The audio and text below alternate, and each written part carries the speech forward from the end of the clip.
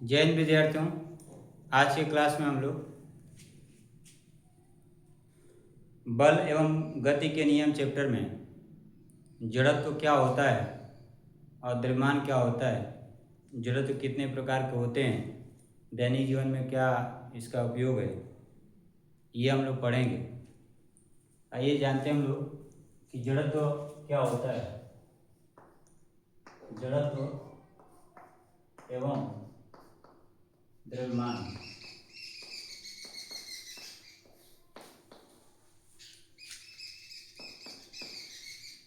Inertia and mass.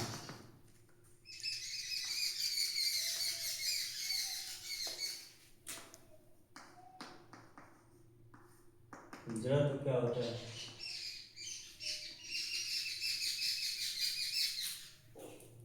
किसी वस्तु का हुआ भी किसी वस्तु की वह प्रवृत्ति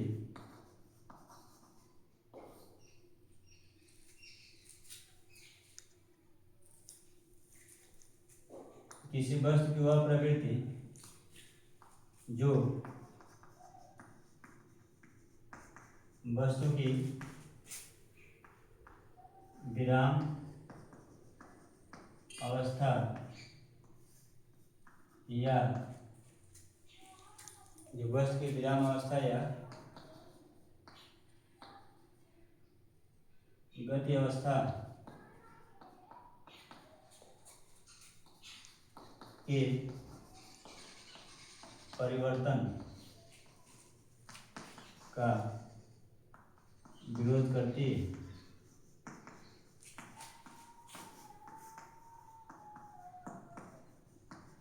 जड़त्व कहलाता है।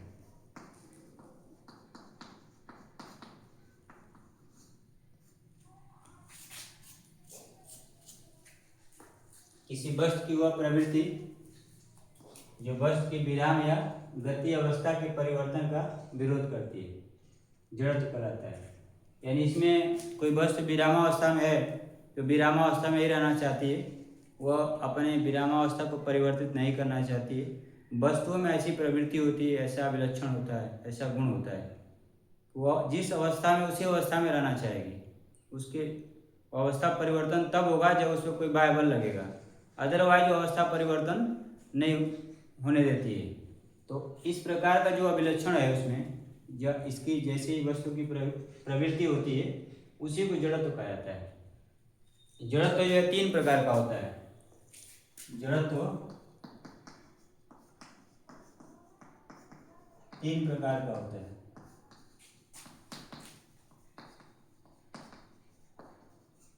पहला विराम का जड़त्व,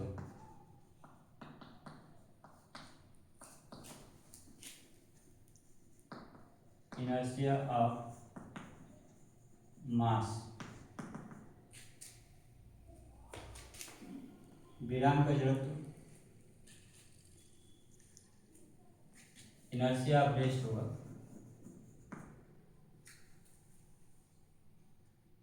तो वस्तु की किसी वस्तु की वह प्रवृत्ति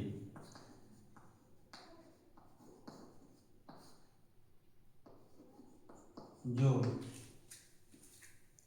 वस्तु की विराम अवस्था को वस्तु की विरामावस्था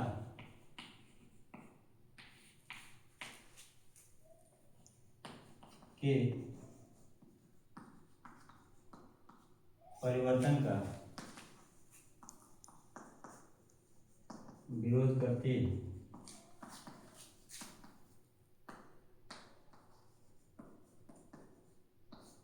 विराम का जड़त्व कहलाता है। वस्तु की विरामावस्था के परिवर्तन का विरोध करती है विराम का जड़त्व कहलाता है।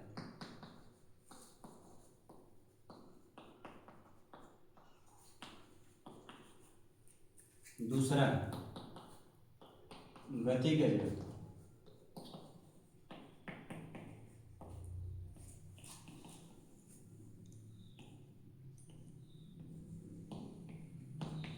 Inertia of motion.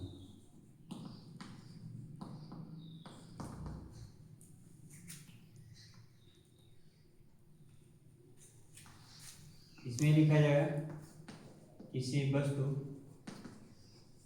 की वह प्रवृत्ति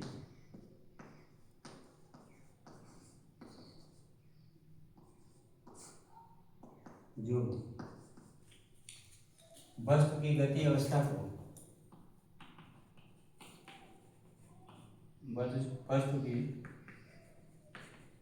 गति अवस्था के परिवर्तन का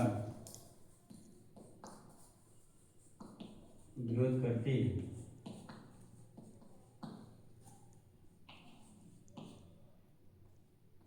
गति का जड़त्व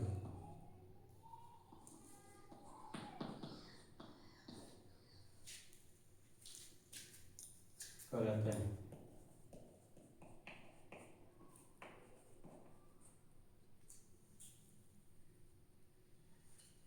तीसरा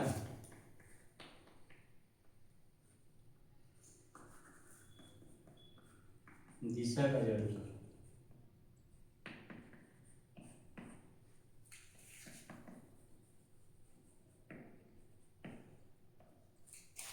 इनर्शिया डायरेक्शन।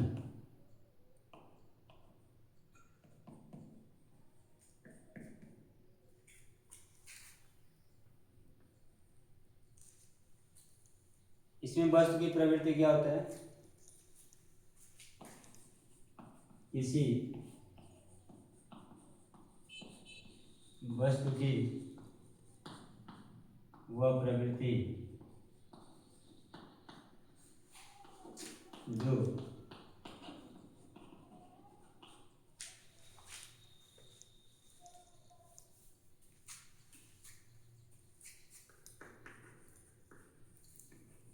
गतिशील वस्तु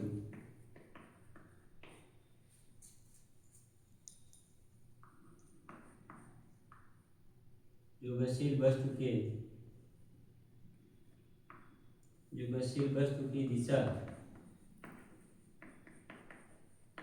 के परिवर्तन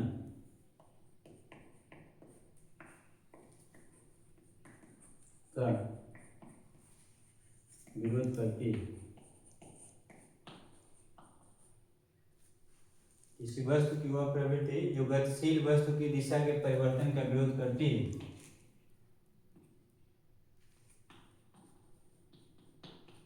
दिशा का जड़त्व कहलाता है।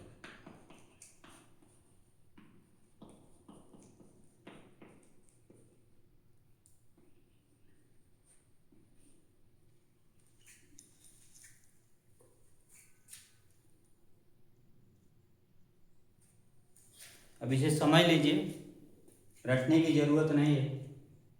अब इसको कॉपी कर लेंगे। कोई वस्तु है, ठीक है, जैसे साइकिल है, विरामावस्था में है तो साइकिल विरामावस्था में रहेगी। उस साइकिल एक वस्तु है, वो उसमें गुण होता है, तो विरामावस्था में तो विरामावस्था में रहेगी। अब उसमें ऐसी प्रवृत्ति है कि अगर गतिशील है तो गति अवस्था में रहेगी, तो यदि विरामावस्था में तो विरामावस्था में रहेगी। अगर उसमें परिवर्तन हो रहा है तो उसका विरोध करती है। अब उस विरोध के अगेंस्ट, उसके गति के या विराम की अवस्था के परिवर्तन के विपरीत जो है बल लगाकर उसकी अवस्था परिवर्तित किया जाए तो वह उसका विरोध करती है। यानी वस्तुओं में इस तरह का गुण होता है, उसी को जड़त्व कहा गया। न्यूटन के गति विषयक प्रथम नियम अर्थात गैलीलियो के नियम को जड़त्व का नियम भी कहा जाता है। इसको जो है, जो इस सब तरीके से लिखा गया है कि किसी वस्तु की वह प्रवृत्ति जो वस्तु की विरामावस्था के परिवर्तन का विरोध करती है, विराम का जड़त्व कहलाता है। किसी वस्तु की वह प्रवृत्ति जो वस्तु की गति अवस्था के परिवर्तन का विरोध करती है, गति का जड़त्व कहलाता है। दिशा का जड़त्व किसी वस्तु की वह प्रवृत्ति जो गतिशील वस्तु की दिशा के परिवर्तन का विरोध करती है, दिशा का जड़त्व कहलाता है। अर्थात कोई वस्तु विरामावस्था में है तो विरामावस्था में ही रहेगी। यदि उसकी गति को उसकी स्थिति को बदला जाए यानी गतिशील किया जाए तो वो उसकी गति का विरोध करेगी। दूसरा, गति का जड़त्व किसी वस्तु की वह प्रवृत्ति जो वस्तु की गति अवस्था में परिवर्तन का विरोध करती है। अर्थात वस्तु में प्रवृत्ति होती है कि वो गतिशील है तो चाहते हो गति का परिवर्तन न हो, वो गति अवस्था में ही रहे, उसमें बढ़े नहीं घटे नहीं, विरामावस्था में न हो, उसका विरोध करती है। ऐसा वस्तुओं में गुण प्रवृत्ति होती है। किस वस्तु में? जो वस्तु गतिशील होगी उसको गति का जड़त्व बोलते हैं। दिशा का जड़त्व क्या होता है? वस्तु जिस डायरेक्शन में मूवमेंट करना चाहती है या करती है या कर रही होती है उसी डायरेक्शन में मूवमेंट करना चाहती है, वो अपने डायरेक्शन को चेंज नहीं करना चाहती है। अगर डायरेक्शन चेंज होता है तो उसका विरोध करती है। वस्तुओं में यह प्रवृत्ति जो होती है वो दिशा का जड़त्व होता है। ज़्यादातर ये दो तरह का ही दिया होता है, इसका नहीं दिया होता, जिक्र होता है। तो आपकी किताब में दो होता है, विराम का जड़त्व और गति का जड़त्व। और ये विराम का जड़त्व, गति का जड़त्व, इन दोनों को कंबाइंड फॉर्म में आप गैलीलियो का प्रथम नियम या न्यूटन के गैलीलियो का नियम और न्यूटन का प्रथम नियम में पढ़ चुके हैं। तो ये जड़त्व था। अब इसका उदाहरण, कोई वस्तु विरामावस्था में होता है तो विराम के जड़त्व का उदाहरण और गति के जड़त्व का उदाहरण क्या होता है? विराम के जड़त्व का उदाहरण जो होता है, कोई वस्तु विरामावस्था में, जैसे पेड़ पर के टहनियों पे जो फल लगा होता है वो रेस्ट पोजीशन में होता है, वो विरामावस्था में है तो वो फल चाहता है कि हम विरामावस्था में ही रहें, मूवमेंट नहीं करना चाहता है। जब तेज हवा चलती है, आंधी चलती है तो आंधी उसको गतिशील करना चाहती है, फल क्या करता है? विरामावस्था में रहना चाहता है। फल जो है उसकी गति का विरोध करता है, इसलिए टूट कर नीचे गिर जाता है। यदि वह फल तीव्र आंधी में या तेज हवा में उसके गति अवस्था में आ जाता, जो फल गति अवस्था में आ जाते हैं तो वो मूव करते रहते हैं, वो गिरते नहीं, यानी उनकी गतिशीलता जारी रहती है। जो उसकी गति का विरोध करता है यानी चाहता है कि विरामावस्था में रहे तो गिर जाता है। इसके अलावा रजाई और कंबल जो है, जाड़े के समय रजाई और कंबल ज़्यादा मोटा होने की वजह से और जाड़े के समय में उसको धुला नहीं जाता है, यानी उसकी धुलाई नहीं होती है, इसलिए कि धुलाई हो जाने के बाद धूप नहीं होने की वजह से सूखेगा नहीं तो उसका यूज नहीं हो सकता है। तो अभी तो बहुत सारा तरीका है, अभी एग्जाम्पल सटीक नहीं बैठता है, पहले समय में होता था ऐसा, या जो पहले के लोग होंगे उनसे आप बात करेंगे तो बताएंगे। उसमें क्या होता है, रजाई और कंबल को एक कहीं पे लटका दिया जाता है और डंडे से उसको पीटा जाता है। डंडे से पीटने से क्या होता है, जो धूल के कण उसमें होते हैं रजाई और कंबल में, वो भी विरामावस्था में होते हैं। अब जब डंडे से पीटा जाता है तो रजाई गति अवस्था में हो जाती है।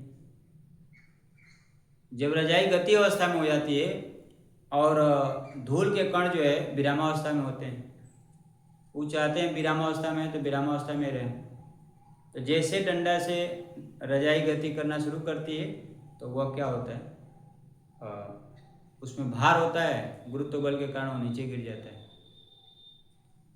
चलिए, रजाई और कंबल की बातें नहीं समझ में आती है तो आप देखिएगा, आप बैग रखे हैं, बैग गिर जाए, आपका कोई वस्तु नीचे गिर जाता है, उसमें डस्ट आ जाते हैं, डस्ट के पार्टिकल यानी धूल के कण आ जाते हैं। जो धूल के कण आते हैं तो हम तुरंत उसको गति अवस्था में करते हैं, जिसको झटकारना बोलते हैं। या कोई ऐसी वस्तु है, बैग है, तो बैग को हाथ से पीटते हैं, हाथ से पीटने से क्या होता है, डस्ट बाहर निकल जाता है। और ये कार्य जो है आप पढ़ रहे हैं इसलिए नहीं कर रहे हैं, ये कार्य वे लोग भी करते हैं जो कभी स्कूल नहीं गए, जो कभी स्कूल नहीं गए, जो साइंस नहीं पढ़े, वे लोग भी ऐसा कार्य करते हैं। आपका कपड़ा खराब होता है, आप उसको हाथ से गति अवस्था में करते हैं, तो डस्ट क्या होता है, रेस्ट पोजिशन, विराम के जड़त्व में होता है, यानी वो विरामावस्था में ही रहना चाहता है। हाथ से आप उसको क्या करते हैं, कपड़े को या बैग को गति अवस्था में कर देते हैं, तो बैग गति अवस्था में हो जाता है और वो डस्ट जो है रेस्ट पोजीशन में रहता है, भार के कारण नीचे गिर जाता है। इस तरह से पीटने से डस्ट जो है बाहर निकल जाता है। अब कौन से डस्ट उसमें रह जाते हैं, वह जिसका मास बहुत कम होता है, उसका ग्रेविटेशनल फोर्स बहुत ना के बराबर होता है, ठीक है, वह उसमें रह जाते हैं, वो पानी के साथ बाहर निकलते हैं, वो भी जब डिटर्जेंट मिलाते हैं तब ठीक से बाहर निकलते हैं। तो वो रसायन विज्ञान में पढ़ेंगे आप कि कैसे वह जो उसमें कपड़े में डस्ट समाहित होता है, जो गंदे कपड़े होते हैं उससे डस्ट बाहर कैसे निकलते हैं। इसके अलावा यदि हम गाड़ी में बैठे हुए हैं और गाड़ी अचानक, या रेलगाड़ी है या कोई वाहन है उसमें बैठे हुए हैं, गाड़ी अचानक चल गई, तो हम क्या होते हैं, विरामावस्था में होते हैं। अब बैठे हुए होते हैं तो विरामावस्था में होते हैं, तो जो सीट्स के संपर्क में हिस्सा होता है शरीर का वो रेस्ट पोजीशन में होता है, ऊपर वाला हिस्सा भी रेस्ट पोजीशन में होता है। जैसे गाड़ी चलती है वैसे आगे की तरफ, वैसे हम पीछे की तरफ झुक जाते हैं। तो जब गाड़ी गति करती है तो जो हिस्सा सीट के संपर्क में होता है शरीर का वो भी गति करना शुरू कर देता है। ऊपर का हिस्सा विरामावस्था में रहता है तो गति का विरोध करता है, इसलिए पीछे की तरफ गति आगे, गाड़ी आगे बढ़ती है, अचानक गाड़ी जब चल लेती है तो शरीर का ऊपरी हिस्सा पीछे की तरफ झुक जाता है। ये जो विराम के जड़त्व के उदाहरण है, जो ये सब दैनिक जीवन में होता है, ये उनके साथ भी होता है। यानी आप इसका का प्रयोग जो है पहले हो चुका है, ये घटनाएं पहले घटित हो चुकी हैं, अभी पढ़ रहे हैं आप, यानी आप पहले से जानते हैं। गति का जड़त्व,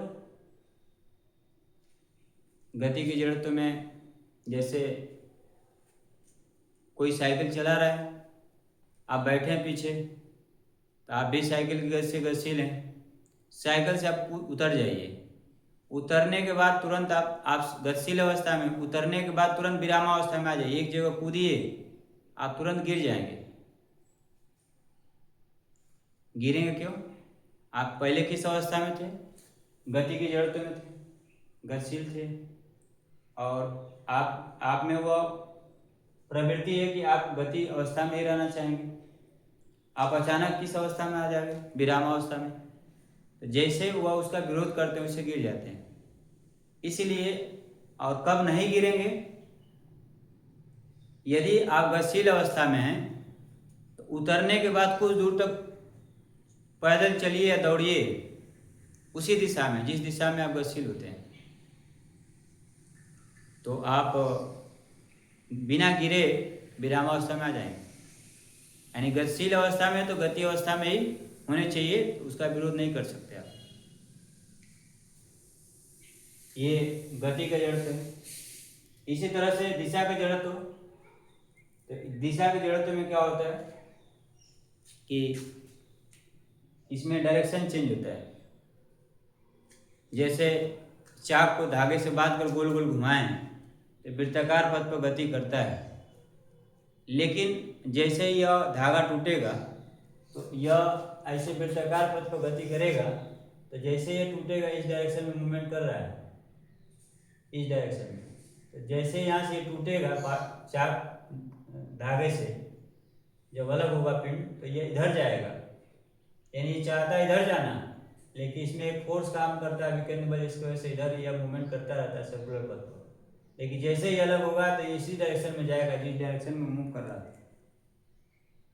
तो ये सब ये सर्कुलर मोशन में ऐसा होता है दिशा का जड़त्व। इसका बहुत सारे एग्जाम्पल्स आपके पास नहीं है, ये अगली कक्षा में मिलेगा। 11th क्लास में आप जाएंगे तो ये तीनों पढ़ेंगे। अभी 9th क्लास में आप विराम का जड़त्व और गति का जड़त्व ही पढ़ रहे हैं। तो आप ये चीज़ें जो यहाँ लिखा गया है ये सब आप पहले से जानते हैं। एग्जाम्पल्स और भी बुक में दिया हुआ उसको ध्यान से पढ़िए। समझने का प्रयास करिए, बार बार पढ़िए, तभी जाकर हो पाएगा। जो कुछ बताया गया उसको ध्यान से समझिए। अगर इसको रटना चाहेंगे तो रट के उत्तर तो लिख सकते हैं, लेकिन जब इससे रिलेटेड क्वेश्चन आएगा तो आप नहीं कर पाएंगे। अब द्रव्यमान क्या होता है? जड़त्व और द्रव्यमान यहाँ पर लिखा गया है।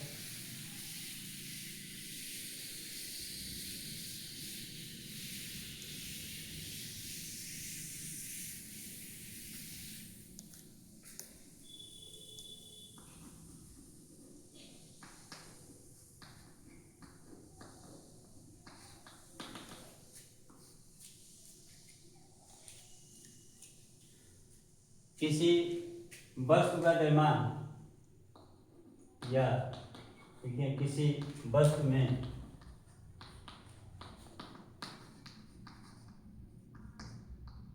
निहित पदार्थिक कणों की मात्रा वस्तु का द्रव्यमान कहलाता है।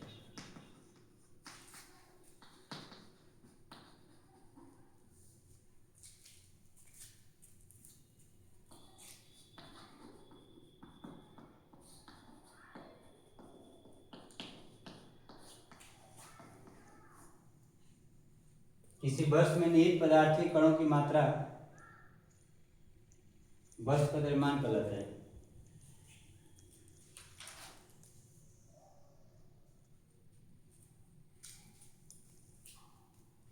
अब इसको समझ लीजिए क्या होता है। जैसे 1 केजी चावल या चीनी वेट किया जाए तो उसमें नंबर ऑफ पार्टिकल्स होंगे, चावल के कणों की संख्या होगी। अब उसमें चावल की मात्रा को बढ़ाते जाएं तो हम पार्टिकल्स बढ़ाते जाते हैं, यानी प्रत्येक पार्टिकल्स जो है जो उससे जिससे वो 1 किलोग्राम चावल बना है उसके प्रत्येक पार्टिकल का जो द्रव्यमान होगा उस पर डिपेंड करेगा 1 किलोग्राम चावल का द्रव्यमान। ये चाक है, ये चाक छोटे छोटे पार्टिकल से मिलकर बना है। इन सभी छोटे छोटे पार्टिकल्स का जो मास होगा वो इस चाक का द्रव्यमान होगा, इस पिंड का द्रव्यमान होगा। तो किसी वस्तु का द्रव्यमान क्या होता है? किसी वस्तु में निहित पदार्थिक कण, यानी वो कोई भी वस्तु पदार्थ से मिलकर बना होता है। पदार्थ में छोटे छोटे कण होते हैं, परमाणुओं से मिलकर बना होता है। तो जो परमाणुओं का द्रव्यमान होता है वो निहित पदार्थिक कणों की जो मात्रा होती है वही वस्तु का द्रव्यमान कहलाता है।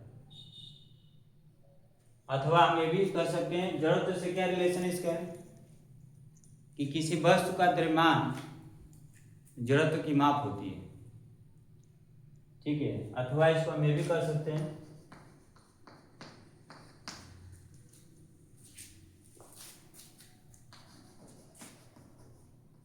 किसी वस्तु का द्रव्यमान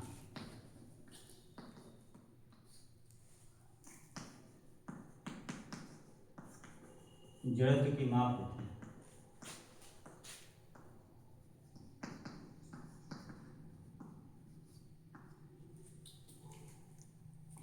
तो किसी वस्तु का द्रव्यमान क्या होता है? जड़त्व की माप होती है, यानी जड़त्व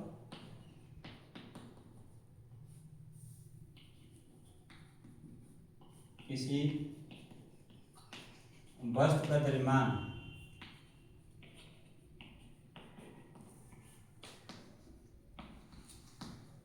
जितना अधिक होगा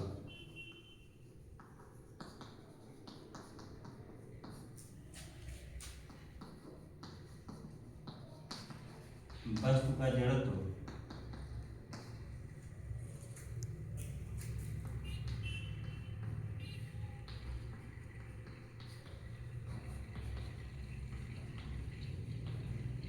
उतना ही अधिक होता है। किसी वस्तु का द्रव्यमान जितना अधिक होगा वस्तु का जड़त्व उतना ही अधिक होता है।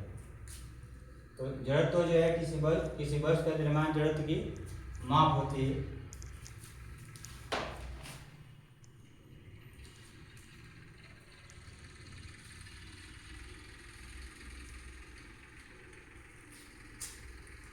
तो किसी वस्तु का जड़त्व जो है उसके द्रव्यमान के कारण होता है। ये भी याद रख सकते हैं, किसी वस्तु का जड़त्व उसके द्रव्यमान के कारण होता है।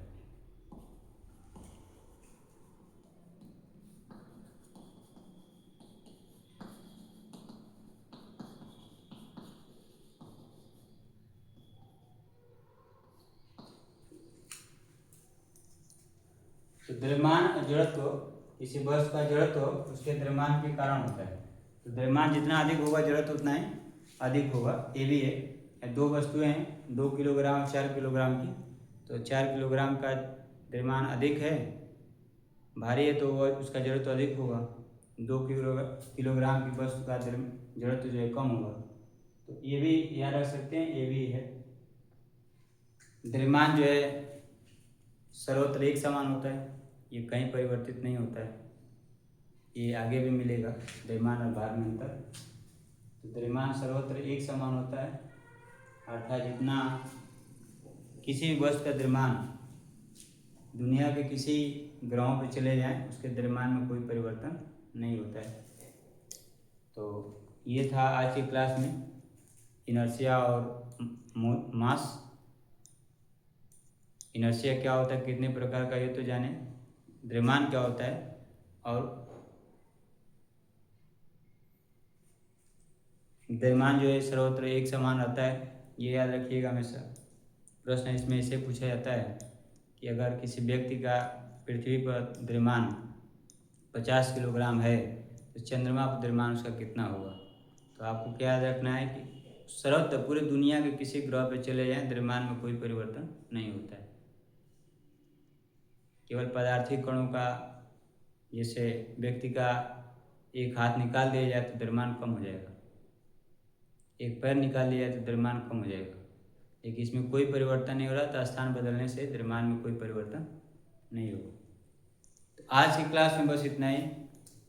Force and law of motion chapter में अगला टॉपिक हम लोग का होगा मोमेंटम और change of momentum, relation between force and change of momentum और इम्पल्स। ये 3-4 टॉपिक हैं जिसको पढ़ा जाएगा, जो छोटे छोटे टॉपिक हैं। तब तक आप लोग ध्यान से पढ़िए, मेहनत से पढ़िए। धन्यवाद।